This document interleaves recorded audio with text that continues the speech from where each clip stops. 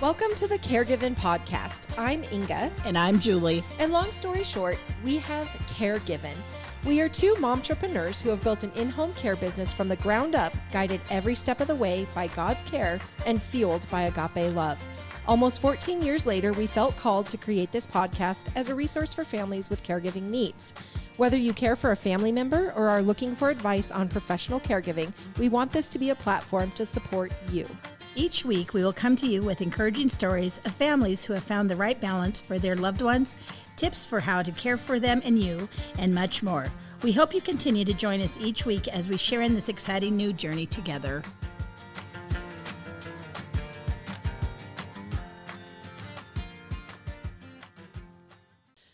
Hello, Sunshines, and hello, Julie. Good morning, Inga. What are you chuckling about? Oh, I just got schooled by our producer. Something about do better? Yes. Do you believe it? I can't. I'm just chapped. You're almost like My butt is chapped. and you can't even move. I'm frozen. Scared. Oh, man. Can I touch it? Can I touch it? Oh, Lord. Don't move because evidently I'm the problem. This is going to be the most... I have never heard that before in my life. It's going to be the most still you're ever going to see, Julie. I'm hating. I can tell scared. you're concentrating. I can't. Okay. All right. Okay, we're serious. Hi, Inga. How's it going? What's new? It's sweater weather. Yes, it is. Except for I couldn't commit fully, so I had to still have the shoulders missing. All right. That's funny. Let's verse it. Should we verse it? Let's verse. All right. Proverbs chapter 16, verse 3. Commit to the Lord whatever you do, and he will establish your plans. Word. There you That's go. Good stuff. It is. And actually today we're going to be talking about retirement plans. Oh, yes. And with that, I looked to say, what does the Bible, see, I'm still trying to stay within my little spot here, the Bible says about retirement. And it doesn't specifically talk about retirement, but there's several that kind of go along with that theme. And basically it says, so for Proverbs 16:3, this verse reminds us of the importance of entrusting our work to the Lord. In retirement, it can be easy to lose a sense of purpose and direction, but when we commit all of our plans to God, we can be sure that he will guide us towards fulfilling his purposes. Wowzer. So there you Makes go. me think of our moms, Yes. right? Mm-hmm. Both retired, both doing the Lord's work out there. Yes. As always in being caregivers. Love to be a servant to others. Yeah. So That's amazing. that is a good one. I like it a lot. Thank you. What did you bring for a good news story? Oh, Lordy, this one's funny. Okay. We've been talking about, in terms of people getting older, being appropriate on the things that we say without offending somebody, even though sometimes we think we're being nice. But anyway, so high school reunion. Have you ever been guilty of looking at someone your own age and thinking, surely I can't look that old? You'll love this one. My name is Alice, and I was sitting in the waiting room for my first appointment with a new dentist. I noticed his diploma, which showed his full name. Suddenly, I remembered a tall, handsome, dark-haired man with the same name who had been in my high school class some 40-odd years ago. Could this be the same guy I had a secret crush on way back when? Upon seeing him, however, I quickly discarded any such thought. This balding, gray-haired man with a deeply lined face was way too old to have been my classmate. After he examined my teeth, I asked him if he had attended Morgan Park High School. Yes, I did. I'm a Mustang, he beamed with pride. When did you graduate? I asked. He answered, 1959. Why do you ask? You were in my class, I explained. He looked at me closely. Then that ugly, old, bald, wrinkled, fat, gray, decrepit son of a gun asked, what did you teach?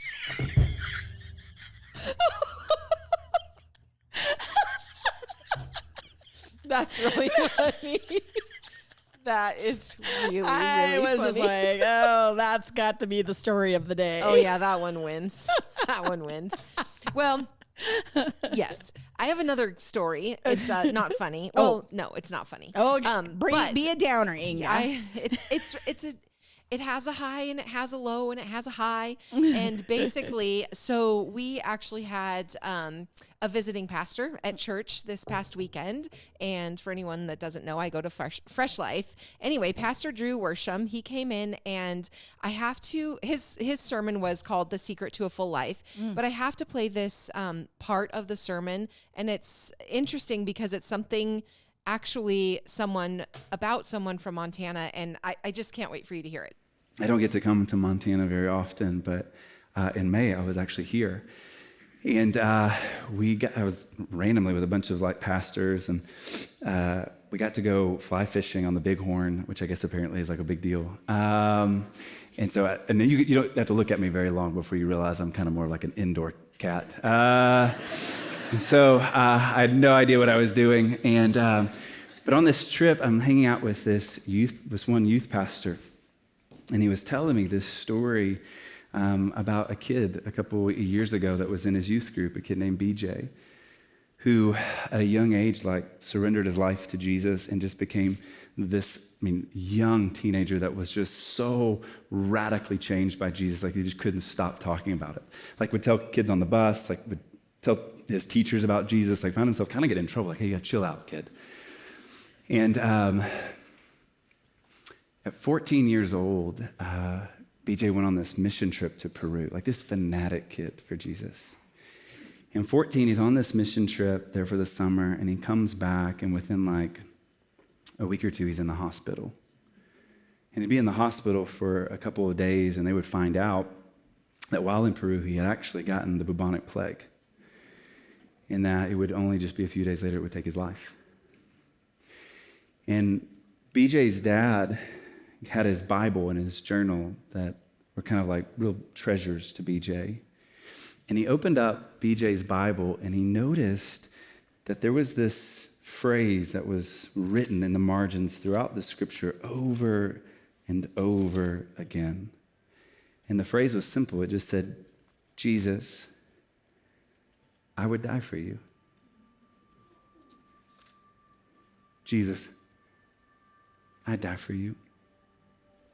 Jesus, if that's what you're asking, it would be my joy to die for you. As a 15-year-old boy, BJ's heart was in Northern Africa. He never got to go, but already him and his older sister would scheme about when they graduated, they were going to be missionaries to Northern Africa, to places where you're not allowed to even mention the name of Jesus.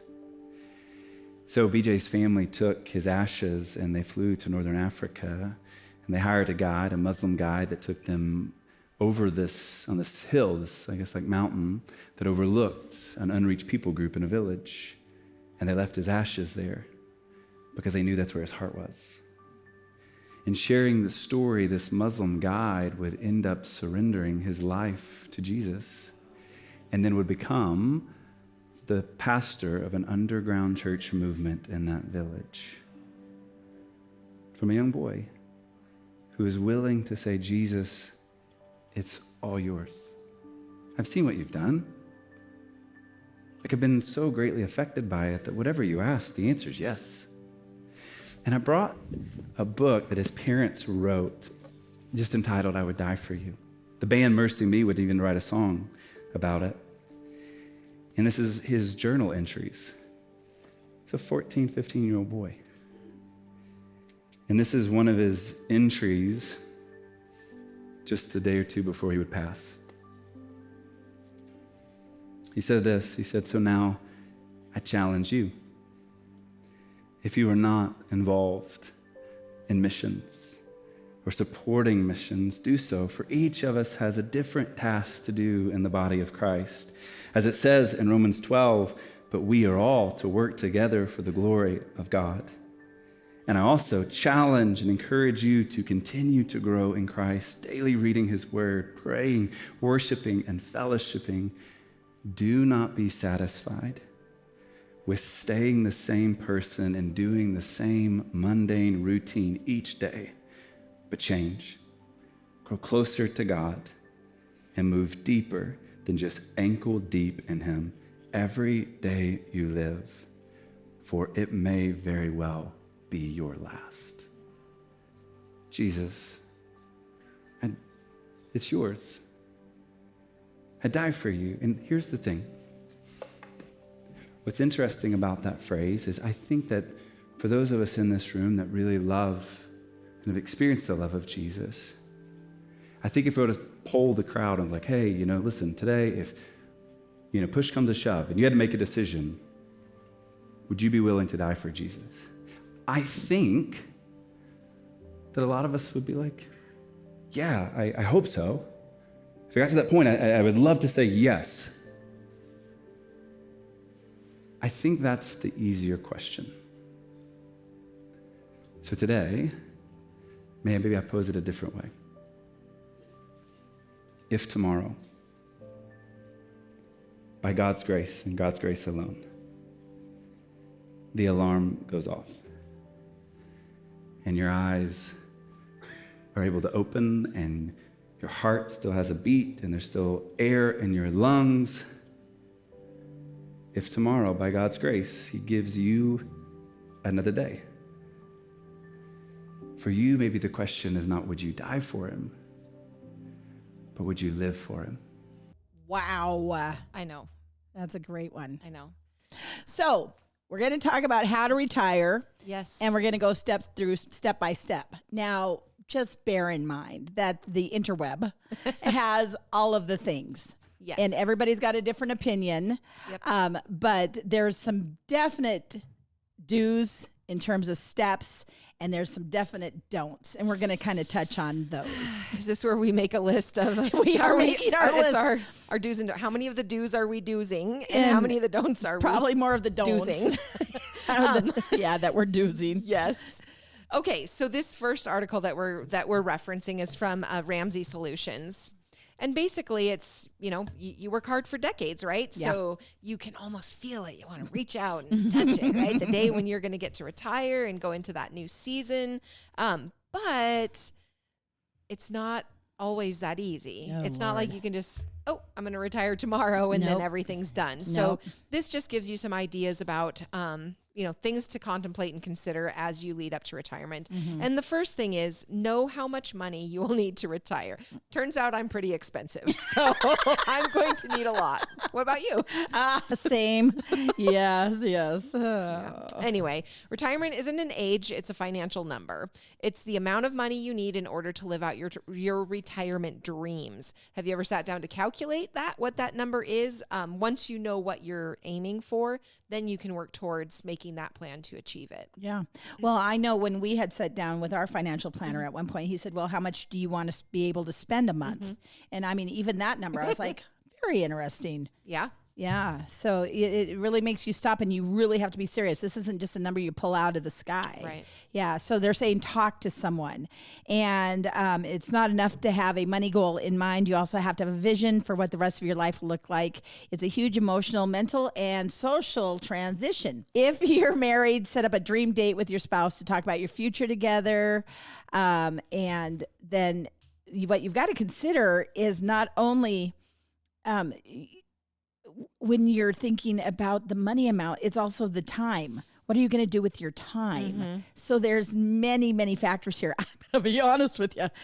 I told my husband he couldn't retire simply because he would drive me nuts. And that's naughty to say, but I can't even tell you how serious I am. Oh my gosh. But he just bought another piece of equipment, so he'll be busy for the long haul. Yeah. You've got him occupied he's for a while got a now. job right now that he really, really loves. Good. And even though he's getting to the age that he could retire, if you think about it, but with what he does, he just loves it so much, and he's still so very good at it that there's really no reason for him to make that change unless he just decided one day he was done, which I guess that could happen. Sure. But then we'd really have to evaluate life. Then he would have to have another job to do.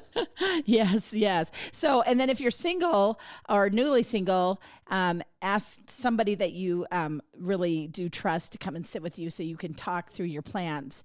And then also get professional help on this because you've got to know where you're putting your money and you're getting your best returns and all of that. So here, the questions you want to ask yourselves is discuss your dreams. What would they look like? Where will you live? Are you going to downsize or relocate? How do you want to spend your time? How much will you travel? Will you serve your community? Will you work part-time? What's your plan for visiting friends and family? All of these things, it always, and I've tried to teach my kids from day one, it is so much easier to spend money than make money. And so you've got to be on top of that. Yes, for sure. So the third thing to take into consideration, or a goal to have, is becoming debt-free. So really, you should be 100% debt-free when you retire. Taking debt with you into retirement is like having an anchor changer on your neck. Right. So do whatever it takes to crush your debt. Things you can do: stop eating out, take a second job for a while, or maybe work a little longer than you planned. If you're just a few years away from retirement and your net worth isn't where it needs to be, then it's time to get serious about that debt. So being debt-free, here's the other thing, and I think this is probably a huge thing for a lot of people, is that mortgage, right? Because they do also say be debt-free, including your mortgage. So you might even sell your home, buy something smaller to wipe out that mortgage. But I know that can sound drastic, but it is something, because there's that risk involved with it. If you continue to have that mortgage, and are you in that retirement income going to have enough to make sure that you're able to cover that? So this is exactly where I'm really glad that this came up, because what you're just saying is get rid of the mortgage. In the second article that I had for us, it's saying get rid of all of these loans except for your mortgage. Really? Because there may be tax benefits to still having Right. that. So this is where you can get such mixed Yes. information that you have to do what's best for you. Right. Truly, probably the mortgage thing is how big is the mortgage? How long do you still have to pay it? And all of that. But this is a huge factor. And absolutely, just whether you have it or whether you don't, make sure that you're factoring that in when you're coming up with how much money do I need to live. Right. And then I know a lot of people, and I don't know if this is mentioned anywhere in here, and this is a different topic, but a lot of people will use their homes at times to do a reverse mortgage, Right. to be able to access capital and assets, resources, to be able to provide for Yeah. care and different things. So Yep. there's a lot to go along with it. And I'm glad that we have these multiple articles so that people can see or listen to different points of view on it. Right. Yeah. Yep. No, that's incredible that this one topic says this, and then the very next one we were going to use says otherwise. But there are a lot of debts that you just have to get rid of, and we'll touch base on those in just a second. Making the retirement budget. Basically, the big thing you got to do is track your spending. Where are you blowing your wad? Is there a bunch of stuff that you do that just is not needed, like eating out all the time, or Moonshines every day. Moonshines. And there's a lot of trackers that are on the internet where you can go and have different budgets set up for yourself. But every 6 months or so, I sit down and I have a meeting with myself, and I write out all of the things that are my expenses, that, the mortgage, the insurance, the cars, the health insurance, all of these things, right? Write it all out. And I'm like, okay, arrive at a number. And then I'm like, what the heck am I doing with the rest of the money? yeah. Right. Yeah. So I do reality check myself occasionally, not really- frequently enough, because apparently really- I still Really blow smart. it on. Well, tell us, you told me something just earlier this week where you had heard where somebody was going to buy one coffee a week. Oh, yes. So basically it was talking about, because we get into, everybody has an opinion on whether or not you should be saving your money or splurging, or, what's reasonable, what isn't, blah, blah, blah. Well, the one example that I saw was like a $5 drink a week, right? What does that equate to in a year? 250 something. What does that equate to in 10 years, right? So not a tremendous amount of money, but like what you and I were talking about is, okay, that's one drink one time a week. But if it's multiple drinks a day, every single day of the week, it changes that drastically. Yeah. $5 times 52 weeks versus 7 times 52 weeks. It just gets out of control quick. You're 5 times 52, or you're 5 times 365. Yeah, right. Sometimes 5 times 2 times 365, or Anyway, so just thinking about that stuff. Well, and you were even talking about, because we've been trying to eat a little better here in the office, or bring our own food and not eat out every meal. But was it Warren Buffett was just talking about Yeah. making your own sandwich at home. Yeah. And the amount You of money spend that 99 you save. cents on that. Right. But if you get a sandwich, and he's in a big town, so Sure. the sandwich was $15. Right. But still, it don't matter. Right. It was always that. And what's ironic, and I'm going to date myself on this, my mother had this very conversation with me way back in the day when I was going to go off to college. Oh, yeah. And she goes, Julie, if you even have one soda a day, and that was 50 cents. Right. You know, and so that was a lot of money. Yep. A lot of money. And now the drinks are easily $5 each. So Easy. yeah. Yeah. So make your budget and then track your spending. Well, and know. And don't forget about inflation. Mm-hmm. Because right now, how much more are groceries? So much more. So did we just say, you know what, we're going to spend $100 on groceries for this time period, but actually it's $150 because of the point. stupid eggs or whatever you buy. Yeah. Right. Don't forget to meet with your investment professional. Having an investment professional is like having a good coach, right? They are going to give you a plan. They're going to motivate you into action. And we all need a coach in that regard. I shouldn't say we all, because there are probably people out there that are smart and trained and educated in how to do this without a professional. Smarter than me, you mean? I do a different kind of math. And so I want an investment professional. Yeah. That and in a situation like that, I prefer to go to somebody that's their livelihood, because I'm depending on them to give me good information. But you got to shop. You got to find that person that really you feel comfortable with. And we do. We have Jake from State Farm. He's a wonderful guy. He is the goodest boy. He's not really from State Farm. He's from Edward Jones. Shout out Jake. Yeah. So what are your other income streams? A lot of people have passive, is that what it's called? Passive income? When they have like storage units or rental units. And so that's coming in and they're not necessarily having to work on it every day, but it's coming in. So Right. that's a beautiful thing. Withdrawal plans, you got to know the amount you'll be dinged. Is Right. that if you get it too early? I Right. know one of the things that I have, I shouldn't even pretend to even remember it till I'm 59 years old, because that's a magic number in the financial world. And if you do that, I think it was like a 25%. Right. Well, because a lot of things are like you can put them aside pre-taxed, but if you withdraw before a certain period of time or age in your life, then they're going to say, okay, well, now we want our taxes on that. Yeah. So that's where you get those penalties. Right. Or dings. And speaking of taxes, make sure you understand about withdrawals and other income streams, that how they'll affect your taxes. You don't want Uncle Sam to slap you with the tax bill you weren't expecting. Or Uncle Slam. Oh, that's to slam. sap you. Slam I am. Social Security options. Basically, at age 62, when you can get Social Security, it's like $22.65 at this current time that this was printed. Full retirement age is 66 for most people, and it's a little $3,000. But at age 70, you get $3,790. The one thing about Social Security that you always hear is it going to be around by the time I retire? Right. So that's always scary. Have a plan for health care and invest in your health today. Get yourself as healthy as you can. Right. Yeah. And then you also want to get signed up for Medicare, even if you're still working. And didn't you go through that with Mike on...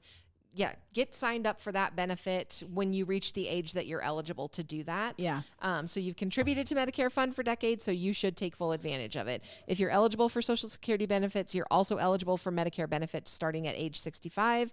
Once you retire, you have 8 months to enroll in Medicare without a penalty. If you sign up for Medicare while you are still working, which you do have the option to do, Medicare will become either your primary or secondary insurance, just depending on other things with your employer, right? And that is another world in itself. Oh boy. Medicare. Yes. So they have all of these different plans. But the one thing is, now you said something about getting a penalty. Well, this is the thing. I think it even happened to my mom, very healthy. So when she went to get her Medicare, nobody said you have to have, I believe it was the prescription portion of it. And so she didn't get it. And then like a year and a half later, she gets this bill because she's in trouble because she doesn't have The prescription. the prescription portion. Oh my gosh. Our benefit. And so she was ticked as heck. Yeah. But the lady that I found to help with Mike's stuff is so good that she talked this dummy down to be able to understand it. And then Mike had that big problem with his eye. Oh, man. And I'll tell you what a blessing, because it would have been literally out of our pocket thousands and thousands and thousands of dollars, but they were able to do whatever they do with the Medicare for his eye. Oh, wow. So That's that was amazing. it was a huge blessing. Yeah. Because other than that, he's been always so healthy. Right. And then you have something like his eye infection that turned into a corneal transplant. I mean, these things just happen. Life happens. Yeah. That's wild. Yeah. Didn't we have a client at one time that they never signed up for Medicare because they had always been so healthy? Yes. Then he passed away from a brain tumor? Something. Yes. Yeah. It was so bad. That benefit is out there for people. You've got to take advantage of it. Right. And yes, I'm trying to remember the exact situation with that, but he always thought he was going to be fine. Would never need it. So Would they never signed need it. up. And then the problem is as you're older, then you're trying to backtrack and get on these programs, and it's just so much harder. Right. Just get on there. I mean, it's minimal a month. For Julie's offering her services to help you. She's no, been through you it don't with want I'm just mine. kidding. I'll give you my insurance lady. Perfect. Even better. Yeah, like I said, find you that professional. Yes. But also be careful, because you and I daily, it drives me crazy. I almost said a naughty word. We get people Wait, calling. I drive you crazy daily? Yes, that too. Okay. But this drives me crazy more than you. Oh, perfect. So people will call for home care needs, and they say that they have Medicare Humana, or Medicare Advantage. Well, the Advantage plan looks so good on paper because they promise you this many things. But be aware of even the geographical area of where you're at, because that just because they have it in New York doesn't mean that they have it in Montana. Right. Well, and we have a pending case right now with Yes. an individual who I believe was promised like 35 hours a week or something. And I'm like, how can they promise that? How can so anywho, I'll get to that fight here. Speaking of drives me crazy, I'll get to that fight later today. We have plenty of those moments every day. Yes, it is. Long-term care insurance is something different than Medicare. Yeah. And the majority of, I've never seen a Medicare plan pay for any of what we do. Well, they say it right in bold print that they pay for skilled, Yep. which is the nursing PTOT if somebody's just been discharged from the Discharged, yeah. hospital. But for what reason, and it's very, very...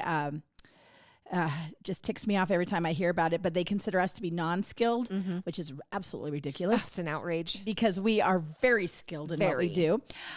But what is that when they custodial care or supervisory. Yep. So And I that's the key. My big soapbox is if we could get help with activities of daily living through Medicare for people in their homes, just a little bit. Yep. It would save so much in the long run. Yeah. So much money, that is. For a fact, Jack. All right. You can open an HSA, which is your health savings account. So that's just a good strategy for helping to cover medical costs and retirement. And I'm not going to go into it because I don't myself know exactly how they all work, but you can look into that. Right. Health savings account. Yeah. And then you had brought up long-term care insurance. Very interesting, you guys. We were actually asked a gentleman that we have known him for years, yes. as he's an insurance guy, and to have him talk about long-term care insurance, because what's better than when somebody calls and they've got a policy where it's going to help pay for their home care, right? So I asked this gentleman if he would come in and just kind of explain to us, and the company he works for, it would have been no fun. A nightmare. Yeah, because especially with the way INGA pops off all the time during these podcasts. Very unpredictable. Got to keep her reined in a bit. That's hard to do. But what did he say? He said we'd have to do that outline beforehand. It would go through many, many, many editing. Yeah. So basically, the short and long of it is all the good stuff would be taken out. That was my takeaway. Exactly right. Exactly right. But you need to have some kind of a long-term insurance if you can. Hopefully you were able to get that in your younger years, and just don't get rid of it. Hang on to it. I know it's a cost every month. And I know that, that's something Kevin and I pay for, but I never would have known anything about it until obviously doing this kind of work, and the value is it's for crazy. Down the road when you need it. It's gonna be good because we have that. I think the same policy as you. So anyway, because they're saying a private room in a nursing home averages over $100,000 a year. The assisted living is over $48,000, and then they're just saying a home health aide, which that just varies if you're doing 2 hours a week or 24/7. Right. So it doesn't change. So take the right steps to your dream, retirement dream. Make sure you have a will. And then something that I think we talked about a little bit further down the line, but they said, do not overspend on sending your child to college. It says, reconsider your entire risk management plan as soon as your children have graduated from college. But bottom line, and once again, on the do's and don'ts, it's going to bring it up. I'm jumping the gun just a bit here, but I had to stop and think about, am I doing this? Where you cannot let your children or your adult parents bankrupt you. Right. So that's a big deal. Ooh, don't let your children bankrupt you. Note to self. Note to self. All right. Well, let's move into this MoneyWise article, and this is where we're going to talk about some of the things that you should pay off. And this is the article that actually does not say that you need to pay off your mortgage necessarily. Right. So, basically, school loans is talked about, and college and university loans are some of the longest standing debts Americans deal with. They may increase as you near retirement if you have borrowed money to help children go through college too, right? So each one of the loans has a different percentage rate that you're paying back, and sometimes federal freezes them, sometimes they don't. You just can't count on anything, right? Yeah. So get those ones paid off. Get if you them can. taken care of. Personal loans and credit cards. Yep. Yep. Oh, that's a big black hole for a lot of people. Yeah. I think we talked about one of our last episodes about paying off your credit card monthly if you can. Right. How important it is to do that. Right. Auto loans.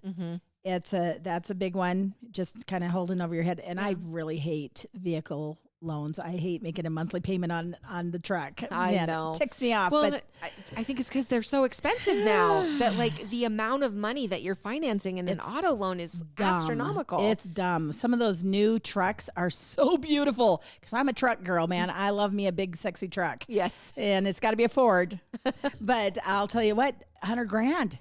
Oh, I mean, there's many of us that don't live in a house that nice. I know. Isn't that crazy? It's just nuts. So the mortgage, what about the mortgage? Why wouldn't you pay down your mortgage? It's not just the cheaper borrowing costs, although the average national mortgage rate for a 30-year fixed rate is 6.5. So that's an advantage. It's a big amount, and actually, well, not if you've gotten a mortgage recently, just at the time that we're in, the interest rates are crazy, but way back when Kevin and I did ours, it was like 2.99% or something. Wow. So that's amazing on a large amount of money. Yeah. Yeah. Because like the credit cards and the auto loans and the percentage, like the interest that you're charged, that's where I think people get into so much trouble on those. I don't know that a lot of people understand that. Yeah. And I think auto loans are locked in, and I'm not sure, probably credit cards, maybe depending on what you have, might be locked in at whatever rate or a rate for a certain amount of time. But those things, like they get out of hand in a hurry. Yeah, for sure. Okay, we're going to quick buzz through some do's and don'ts for the retirement spending. Ooh. Yeah, so there's evidently 3 periods of retirement spending. And the first part of it is, woohoo, I retired. I am going to go on a trip. I am going to go do this. I'm going to buy this. And you get all excited. Then all of a sudden you're like, uh-oh, I can't do that. I shouldn't do that. Right? I can't do that on an ongoing basis. Yes, absolutely. And they call that, the initial 3 to 5 years is called retirement jubilation. Where they often overspend because they're checking off their bucket list items. So isn't that something? And then that's usually followed by a longer period of stabilization, which is the next period. And then the last period is the 5-mile radius, when older retirees mostly stay closer to home, and their spending, except for healthcare, typically decreases. That makes sense. Yep. I honestly always say that it's more expensive for us to stay in town than like when we travel to sheep shows and everything, because when we're in town, we always have projects or things that we're working on. And so you end up at Murdoch's or at the whatever. And then you're like, God, I just spent double what I would have spent if I was not here. I need to go away. I must need to go away. So they say, do put cash into one account to pay for your first year of retirement. Use money from that account to pay your credit card bills and other expenses, so you can track exactly where your money is going. Yeah. This technique also helps ensure that you can only spend what you can afford in year one retirement. So kind of give yourself an allowance. Right. Do track your spending daily. Use an app, like you were saying. Do spend on learning. And they say continued education of any type is positive. And there's a lot of places that if there is a cost, it's not much. And there's a lot of free stuff out there. Yeah. You just have to ask your senior citizens, AOA, Agency on Aging, you know, those types of things. Yeah. Do spend on relationship building. So paying to travel to visit children, grandchildren, old friends, that's often money well spent. Okay. So you don't have to skimp on that. Do spend money on activities that improve your health. Probably diet and exercise. Moving on. Do activities that bring you pleasure, not diet and exercise. Yeah. Do the spend on the experiences. That's right. Yep. That's right. Also technology training. I am about tapped out on all the technology I can handle, but it's the smartphone is smarter than me.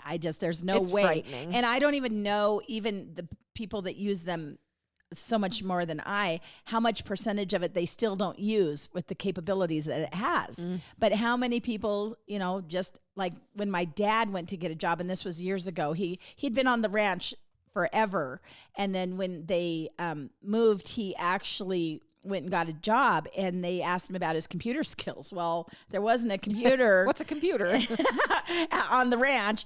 And he said, you know what, though, I don't know anything about them, but I can learn. Yeah. And that was the right thing to say. And so you just have to go into it with a good attitude and know that you can learn what you have to do the job. Yeah. Oh. All right. Don't buy pricey new cars. Except, I'll tell you, there's several, and maybe I'm going to be wrong here, but my perception is that the majority of people that do get the pricey, cool cars are the older gentlemen. We have a couple that comes into church with their Corvette every Sunday, and it just cracks me up because he loves that car so much. I don't know how long he's had it, but it looks pretty darn brand new to me. Oh, and I'm just like, how much joy does it bring him? Exactly so right. If you can do it, yeah. If you got it, flaunt it, right? There you go. Don't over support your adult children. It's a thing. How many people have started having to cohabitate with different generations in the family? Yeah. But you just got to be smart about that as well. If nothing else, if they're living there, at least they have to carry their weight, right? Oh, don't purchase lottery tickets. What? And it said, but I said what at first too, because when it was $1.5 billion, I was like, damn, I would look good with $1.5 billion. I know. However, did not win it. But he said there are some people that spend hundreds of dollars a week on that chance to win. Gambling can be a bad thing. That's a bad way and to it's spend. Gambling. It really is. Yeah. Yeah. Don't neglect to put money aside for one-time expenses, like perhaps a child's wedding or things like that. That's that thing where when you're fitting in your down the road, these are things I'm going to need that are going to come up that I need to pay for. If your children aren't yet married off, there will be that expense. Right. And you got to be a little cautious with that. One of our friends has 2 girls getting married next year and within 6 weeks of each other. So that's wild. That is. But those are wild. Those things that you just really have to get out the crystal ball, and you just have to write down every different thing that you can think of. Anticipate what you might need. Yeah, that's figure out what you for sure need and then anticipate what you might need. yeah. Yeah.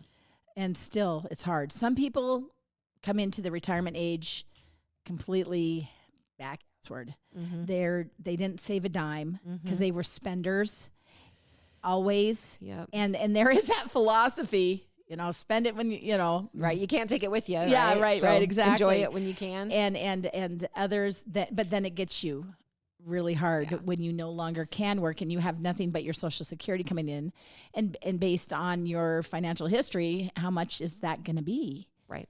And we've got a lot of our clients that they live on a lot of nothing. Yeah. Because their monthly income is very, very Peanuts. little bit. Yep. So just do what you can with what you have and just make the smartest decisions. Get help making those good decisions. Yep. Yeah. And start planning now. Yeah. Don't wait. Do not wait. Mm-mm. All right. What are you teaching us on the grandma story Saints. today? If wishes were horses, beggars would ride. Never heard of it. There you go. So what it means is one must work for the thing one wants, not I'm merely with you wish for there. them to come true. Wishing for something won't make it happen. I'm with you. Yeah. And it actually came from Scotland. And there's a big story about it being a Scottish proverb and just people wishing that life was always going to be wish easy. it to happen. You have to. Just wishing for the easy life and it ain't going to happen. Just because you want the horse doesn't mean that you're going to get the horse. There you go. All right, listeners. Well, thank you so much for being with us today. If you have a verse that you'd like to share, any positive, uplifting, good news stories, Yep. grandma sayings, please email those to the caregivenpodcast@gmail.com. And go follow us on Spotify or Google Podcasts, wherever you listen, and just stay with us because I think we are getting better. Yes.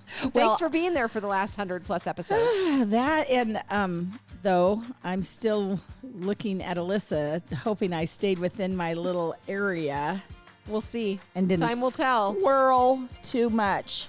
Time will tell. Yeah, exactly. We'll hear what she has to say. Peace out, Girl Scouts. Have a good day.